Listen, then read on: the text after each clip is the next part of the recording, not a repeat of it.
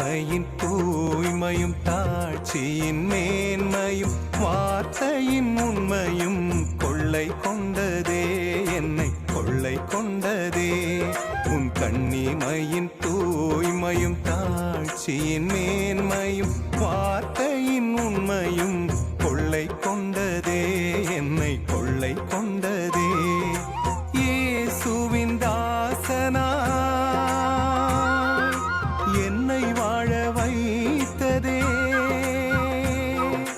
இயேசுவின் தாசனாய் என்னை வாழ வைத்ததே. அன்பே அருளே அமுதே அழகே நீ வாழ்க, நீ வாழ்க.